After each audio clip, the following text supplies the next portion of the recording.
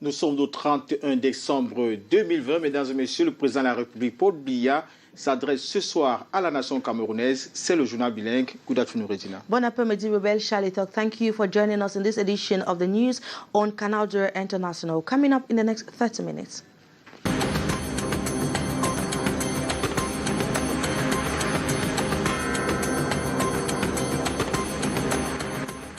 Cameroon's head of state address awaited tonight with an economy on its knees triggered by the COVID-19. An armed conflict in the northwest and southwest region coupled with Boko Haram attacks in the far north region of the country. Many say 2020 has been a tough year and they hope a speech from President Paul Biya can come with real assurances. Fin d'année sous fond de course pour le ministre de l'Habitat et du Développement urbain, Célestine Ketia-Courtes, est sur le terrain dans le cadre des préparatifs du championnat d'Afrique des Nations. L'autoroute Yaoundé-Simalène sur les projecteurs. Dans cette édition bilingue, Joël Diom 3 nous donnera les détails. And the deadlock has not yet been broken between Cameroon airline company Cameco and some of its personnel listed for layoff. The announced layoff of hundreds of workers has met with a stiff resistance from union leaders who are currently in negotiation on how to separate. In this newscast, Kejang Henry Atembe will be telling us how negotiations are intended to continue after the end of year festivities.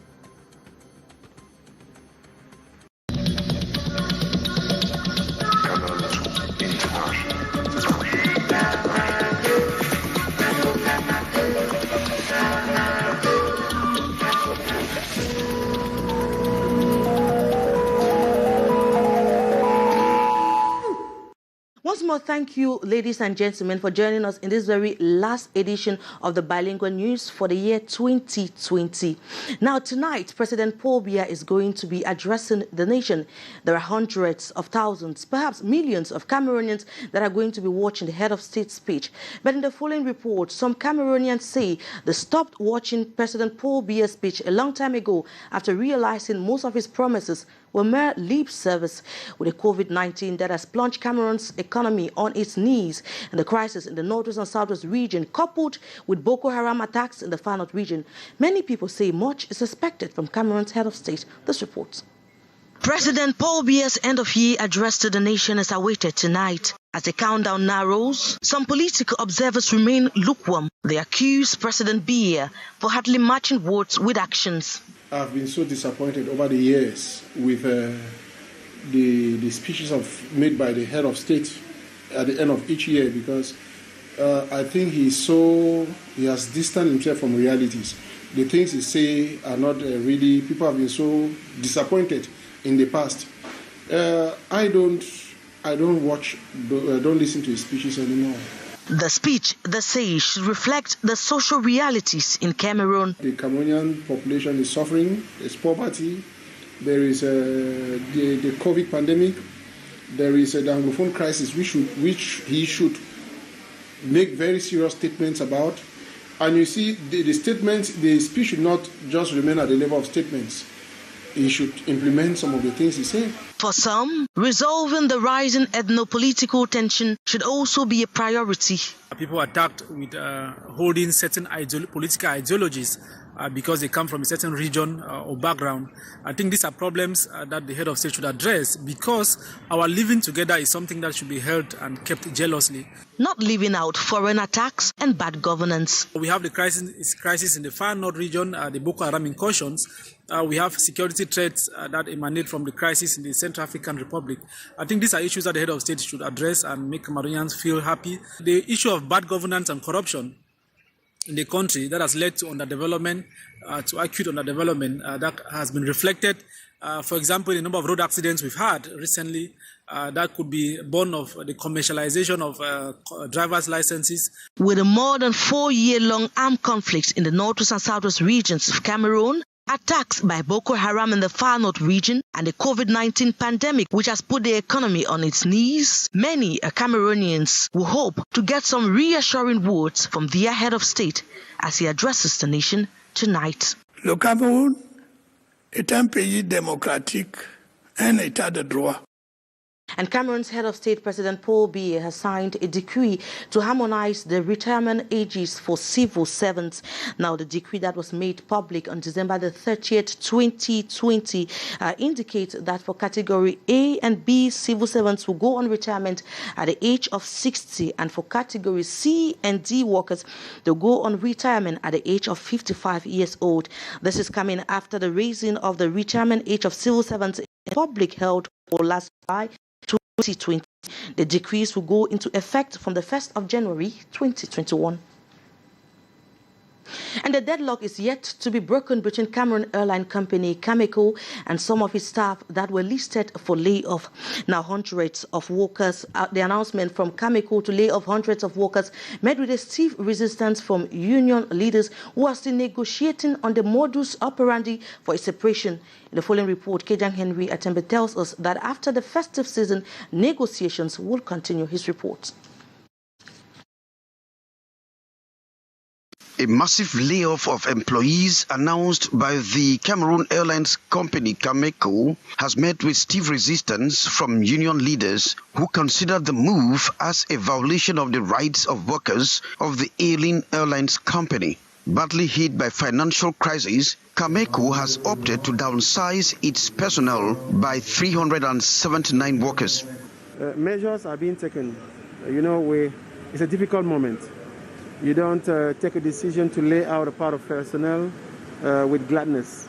It is due to the difficult situation, notably financial difficult situation that the company is facing, that we're obliged to take some measures. And we want to thank the government who is making efforts for us to achieve the whole process of recovering the Cameco.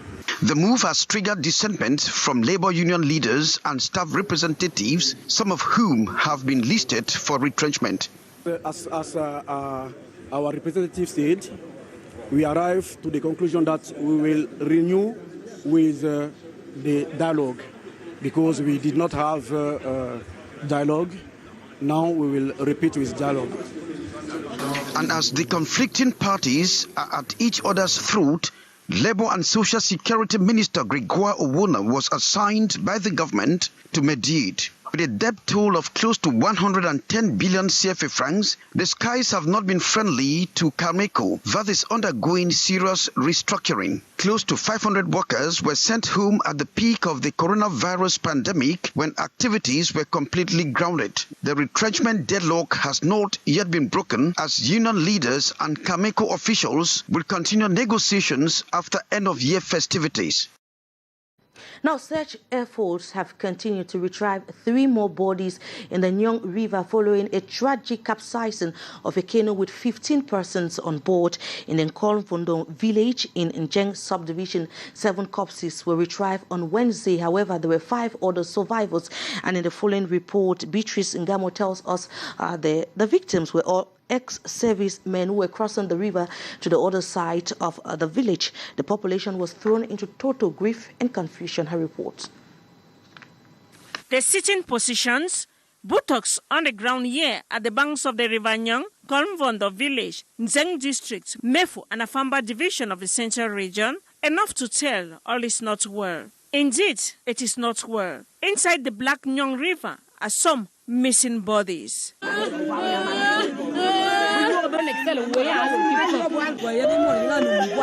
There were 10 in all, but 7 bodies have been retrieved from the water. Among the 5 survivors are these women still in shock. We're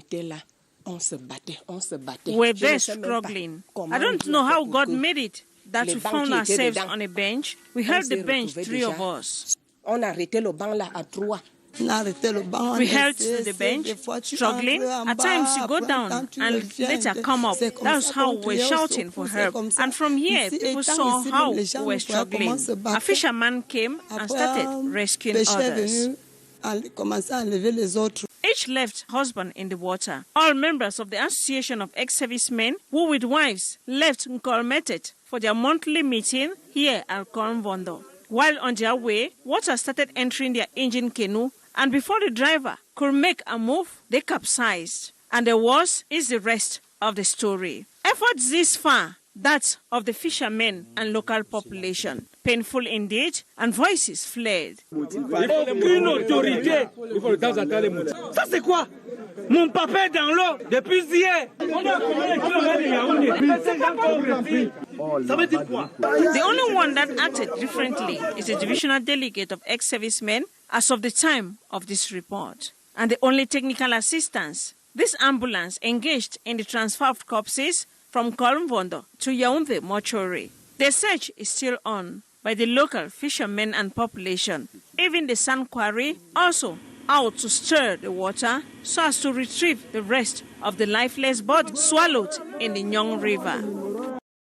Very sad indeed, and we'll now take you to the northwest region of the country, where after carrying out some social activities to lighten the burden caused by the over 4-year-long armed conflict in the northwest region of the country, the commander of the 3rd Rapid Intervention Battalion has been explaining the phenomenon not hitherto known by the population. More in the following report with you, Maureen D. and Annie Collins. Annie. In a sharp contrast to their prescribed mission of national defense, during which lives are put on the line, the Cameroon military also has a human face. In military parlance, it is known as civilo-military action meant to carry out social actions for the benefit of the local population. In the process, we address an early need. Might it be giving school bag, notebook, might it be giving healthcare or improving the state of the road. In no way we are there to replace any administration. We are just providing a helping hand to the people who are. Onto the current socio-political crisis in the southwest and northwest regions, the activity has been little known, reason for possible raising of eyebrows in some quarters. Birds, our guide on the issue, says acts of kindness, benevolence, and charity, and not only for prelates. It's our job to give a hand and to intervene and to give a helping hand to different people needing our help. So civil military activities are this type of activities. I will also give another example. We have improved the road on many remote places, like going to Akwaya, going to Fuwawa. We have used our caterpillar to. If there is a gun in one hand, nothing stops the other hand from plastering the wounds caused by disagreements. Another way to win the war in the social front. La crise sociopolitique dans le NOZO, un point qui aura marqué négativement l'année 2020, comme depuis plusieurs années. Le président de la République, Paul Biya, va s'adresser aux populations ce jour, 31 décembre 2020. Un discours très attendu par les concitoyens parce que l'année a été marquée par plusieurs points négatifs comme positifs. On peut citer l'avènement de la crise dans l'est du Cameroun. On parle aussi de l'avènement de la Covid-19 qui a altéré plusieurs comportements dans notre société. Que pensent les citoyens camerounais par rapport à ce discours qui sera prononcé par le président de la République ce soir? Le micro a été tendu à l'homme de la rue.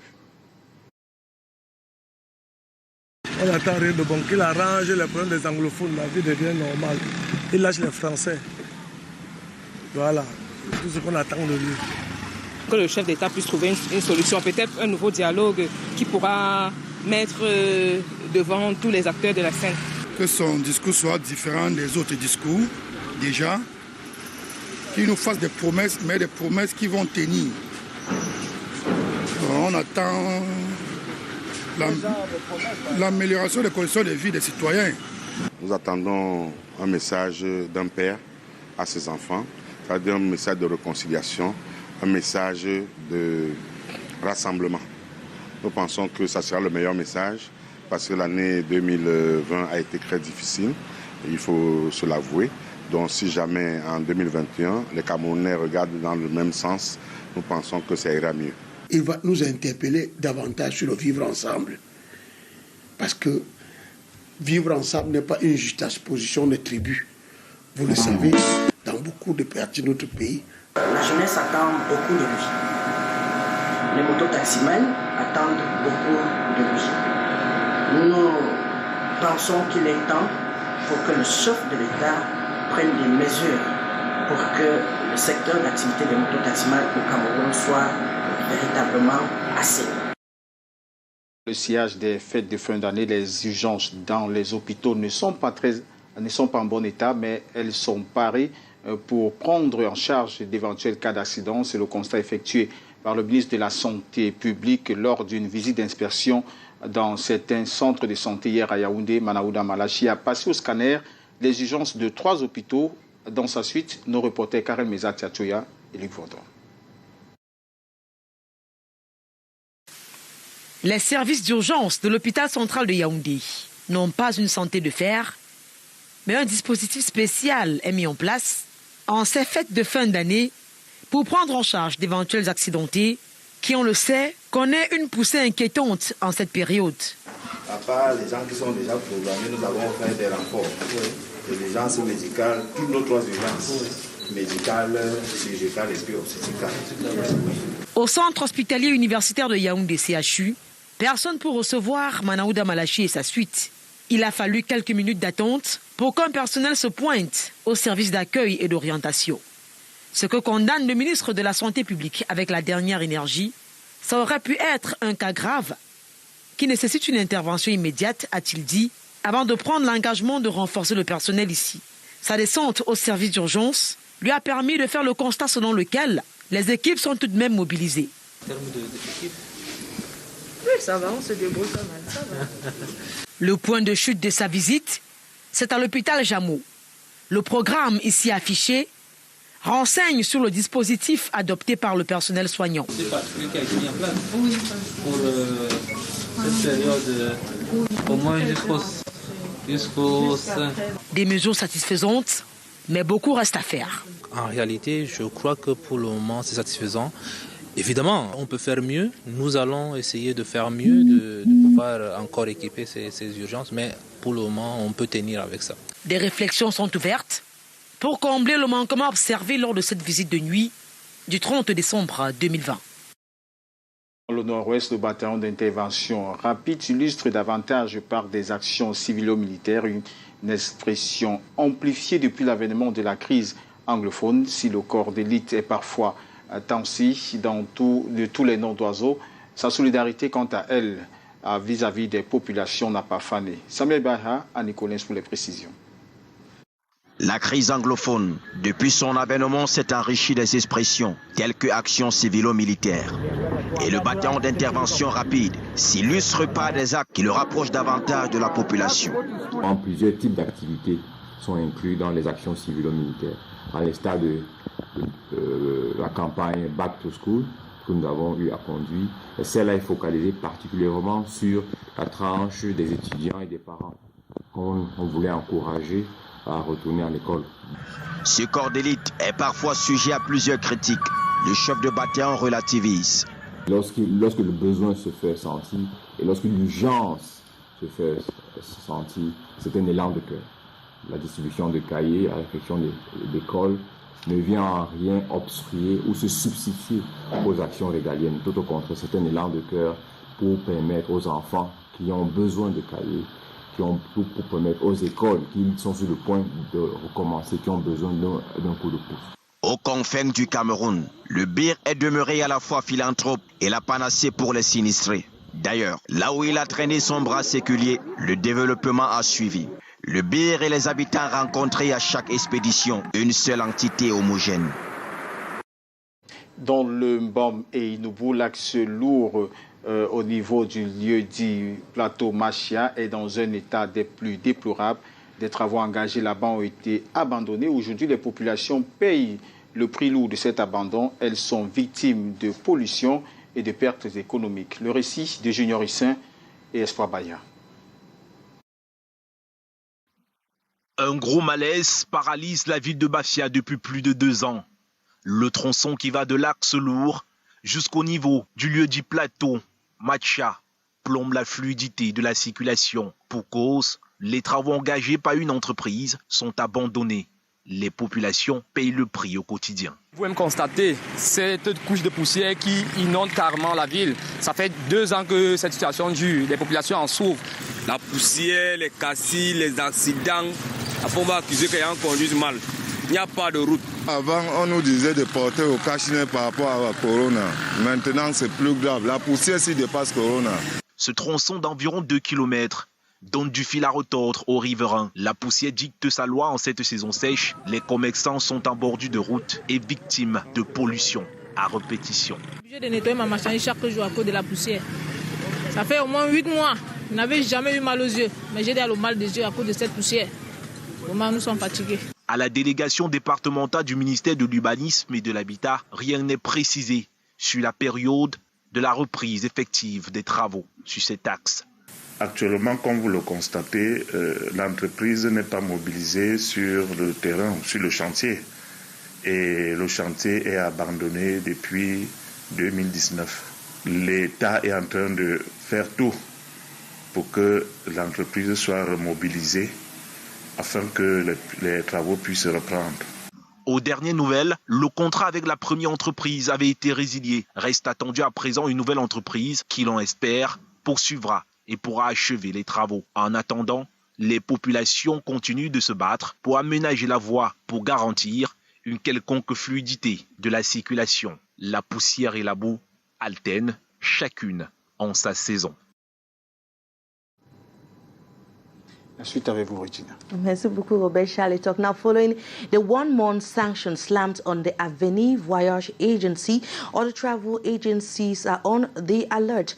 Now, they have insisted on checking the state of their vehicles and have equally insisted to their drivers on the need to respect the highway code. The overall objective is to avoid accidents, especially during this end-of-year festivities. Our reporter, Beatrice Ngamo, completes that story.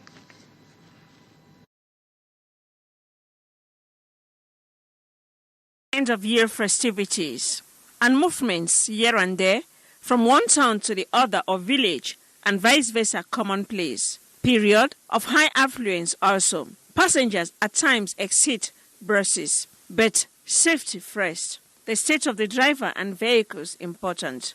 The brakes, like tires, should be in good shape. In most of the agencies we visited, the officials claim there are 2 drivers for 1 bus. While one returns, the other takes the relay for the first to rest. C'est un véhicule pour 2. Un aller, il se repose, le releveur prend pour le retour.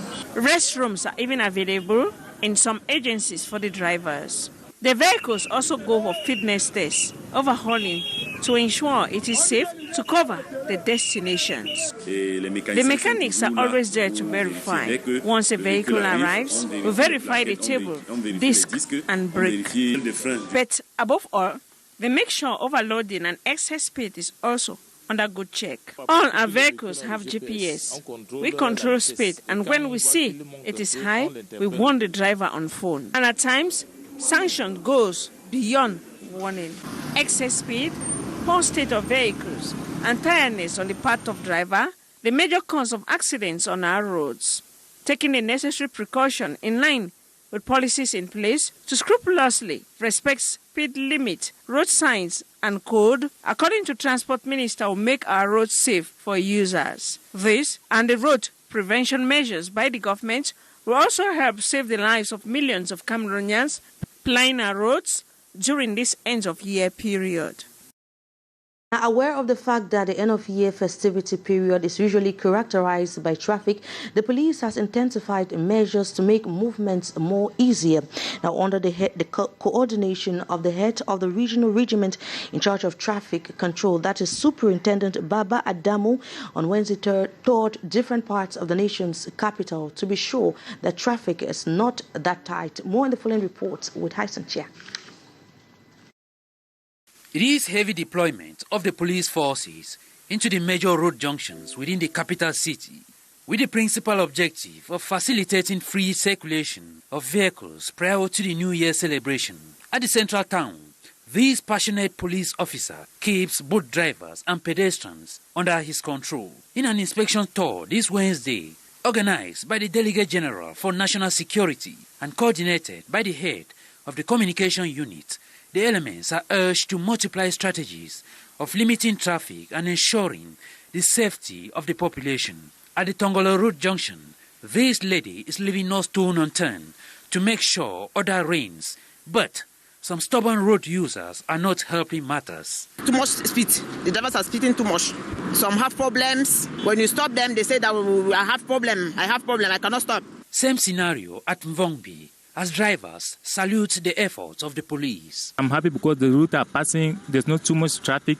The police I'm seeing that are doing their job well. Aside road traffic, the police are called to remain vigilant during this period, like the head of the regional department in charge of traffic control, who rapidly reinstitute order at the Olezwa Road Junction during his inspection tour after a car knocked down a pedestrian. When we have a similar situation, we are obliged to quickly intervene to institute order and ensure that peace reigns.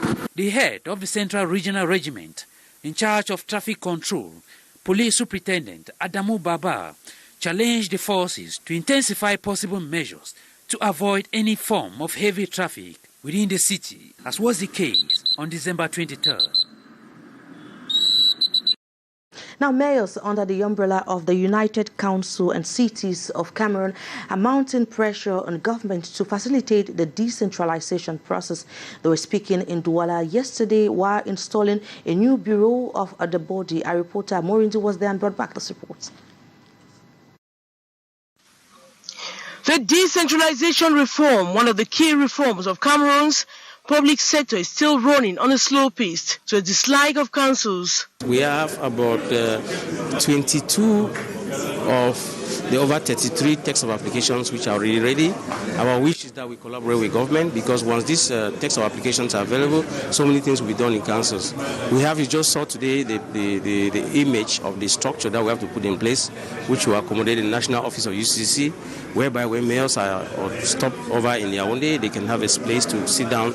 The mayor of Kumba hopes that effective decentralization will give Anglophones some autonomy over management of the activities. You could hear the national president reiterating, asking for a minimum of the 15% that has been, promised us. This is exactly what is going to effectuate absolute, to the level we can attain, at least for now, decentralization. This is the first contact tour of the National Bureau, headed by the Mayor of Yaoundé 7. He is bent on putting in place a visionary bureau that will implement some of their priority projects, like the putting in place of a structure to host the United Councils and Cities of Cameroon. The master plan, which was presented to the public. I believe if we are given the opportunity, the possibility to carry out, infrastructural, development, it will go further to curb, this radical population. The installation of the Littoral Divisional Bureau of the United Councils and Cities of Cameroon paves the way for the beginning of new projects that will go a long way to alleviate poverty by ameliorating the living conditions of the people. Robert Chalitok, you have the next phase of this news. Poursuivons avec l'étranger Regina, révision constitutionnelle sous fond de polémique au Gabon en dépit des réserves émises par la coalition des partis de l'opposition. Le Parlement a voté majoritairement pour le oui. Cette révision visait prioritairement à multiplier le nombre de personnalités pouvant assumer la vacance du président de la République. Monique Nancy-Fosso pour les précisions.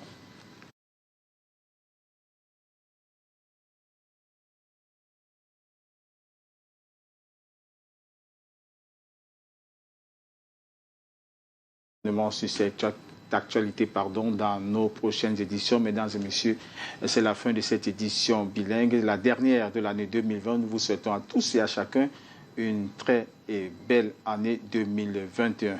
Bonne année, Regina.